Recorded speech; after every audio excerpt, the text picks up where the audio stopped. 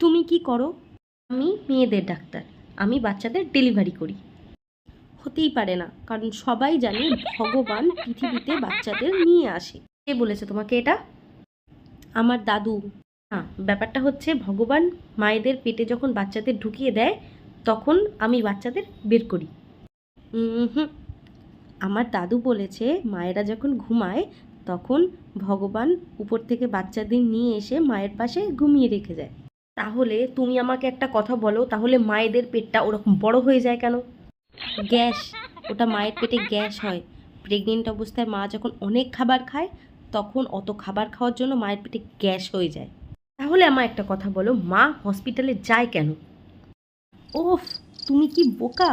তুমি বোঝো না, ভগবান হসপিটালেই বাচ্চাদের ডেলিভারি দেয়। মা যায়, ওই রাত্রিবেলাটায় থাকে, রাত্রিবেলায় তো ভগবান আসে, বাচ্চাটাকে দিয়ে আবার ভগবান চলে যায়, মা বেবিকে নিয়ে বাড়িতে চলে আসে। তাহলে ভগবান বাচ্চাটাকে মায়ের বাড়িতে ডেলিভারি করে না কেন? ওফ, তুমি কি বোঝো না, ভগবান দিনে কতগুলো করে বাচ্চা ডেলিভারি করে। সব যদি সবার বাড়িতে গিয়েই ডেলিভারি করে তাহলে ভগবান টায়ার্ড হয়ে যাবে না? ওই জন্য হসপিটালেই ডেলিভারি করে। আচ্ছা, বলো তো, ভগবান কি করে বোঝে কোন বাচ্চাটা কার বাড়িতে ডেলিভারি হবে?